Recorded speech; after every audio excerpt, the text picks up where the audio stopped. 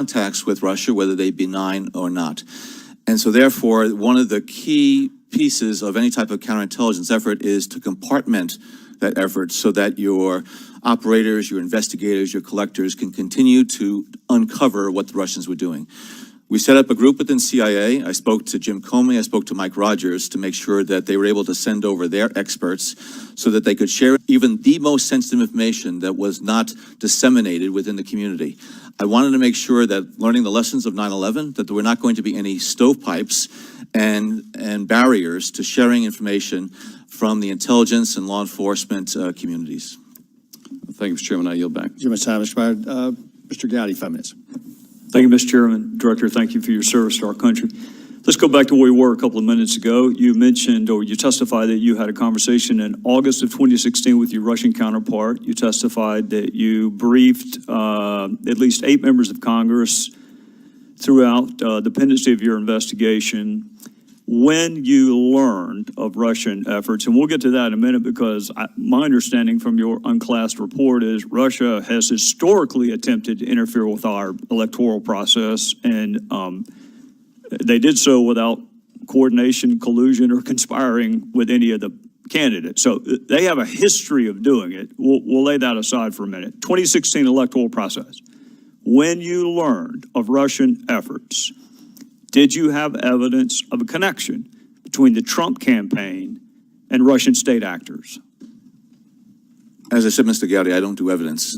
And we were uncovering information and intelligence about interactions and contacts between U.S. persons and the Russians. And as we came upon that, we would share it with the Bureau.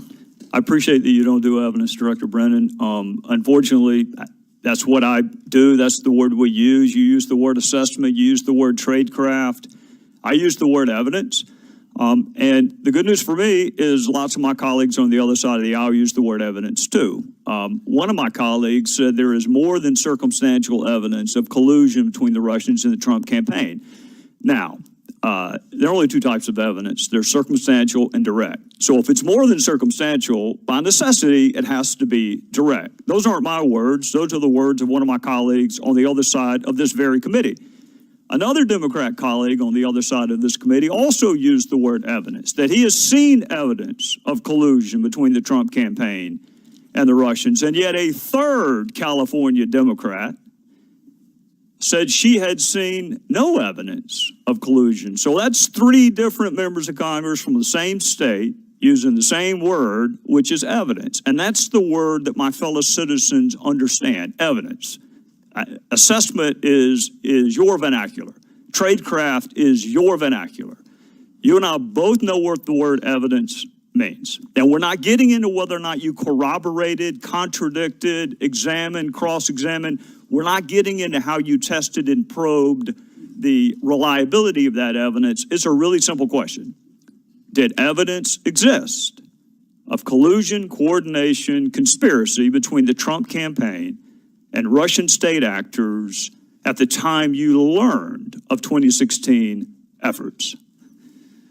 I encountered and am aware of information and intelligence that revealed contacts and interactions between Russian officials and U.S. persons involved in the Trump campaign that I was concerned about because of known Russian efforts to suborn such individuals. And it raised questions in my mind, again, whether or not the Russians were able to gain the cooperation of those individuals. I don't know whether or not such collusion, that's your term, such collusion existed. I don't know. But I know that there was a sufficient basis of information and intelligence that required further investigation by the Bureau to determine whether or not U.S. persons were actively conspiring, colluding with Russian officials. Do you know the basis of that information that you shared with the Bureau? I mean, what was the nature of the evidence? I think, Mr. Gowdy, this committee has now been provided information that relates to that issue in terms of information that the agency shared with the Bureau. And that is something that is appropriately classified.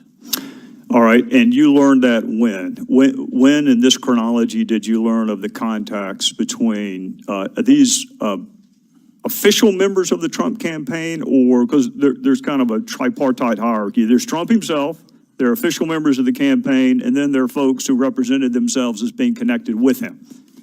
I'm not going to try to identify individuals nor try to parse it. I don't want you to parse it. I just want you to identify the individuals. I don't want you to parse it. I'm not going to identify the individuals because this is information that, again, is based on classified sources and intelligence. Were they this official committee has access to members it. of the campaign? I'm going to defer to current agency officials to be able to further provide to you information related to that. But my understanding is that this committee has access to the documents that we would have provided to the Bureau. All right. Last question, because I'm out of time. We can use the word evidence. We both know what the other one's talking about. How did you test, probe, examine, cross-examine, otherwise test the reliability or believability, credibility of that evidence you uncovered? I made sure that the components within CIA that have responsible for counterintelligence, cyber, and Russia were actively working to understand as much as possible about the reliability, accuracy of the information that they already collected and the information that was available that needed further corroboration. We'll come back to it next round. Chairman's time expired. Balance my time to you. Thank you, my friend from New York. Director Brennan, last time we were talking about at the inception of your investigation in 2016. I want the next question to include the inception, the pendency, up until your very last day at the CIA. Did you see evidence of collusion, coordination, conspiracy between Donald Trump and Russian state actors? I saw information and intelligence that was worthy of investigation by the Bureau to determine whether or not such cooperation or conclusion was taking place. That doesn't help us a lot. What was the nature of the information? As I said, Mr. Gowdy, I think this committee now has access to the type of information that I'm alluding to here. It's classified, and I'm happy to talk about it in classified session. And that would have been directly between the candidate and Russian state actors? That's not what I said. I'm not going to talk about any individuals. But that was my question. And you answered it. You didn't answer it that way.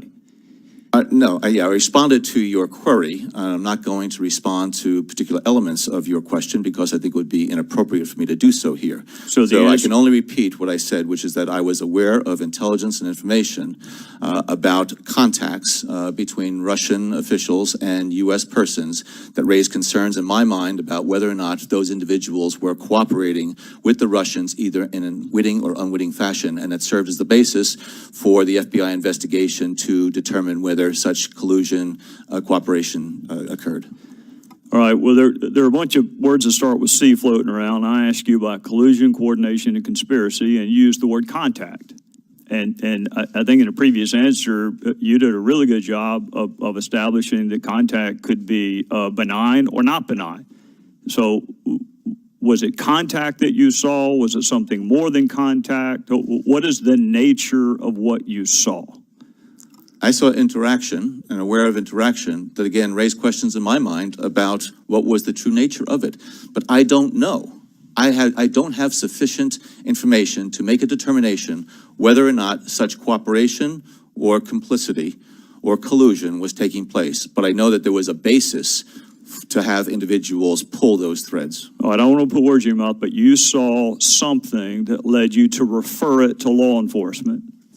And in your judgment, it is up to law enforcement to test, probe, corroborate, contradict, otherwise investigate the full nature of that information you passed on. Is that a fair way to put it? Yes, it is, because it's not CIA's job to make a determination about whether a U.S. person is cooperating, colluding, or whatever in some type of criminal or illegal matter. It is our responsibility to give the Bureau everything that they need in order to follow that path and make such a determination and recommendation if they want to press charges. All right, we'll pick it up next time. Mr.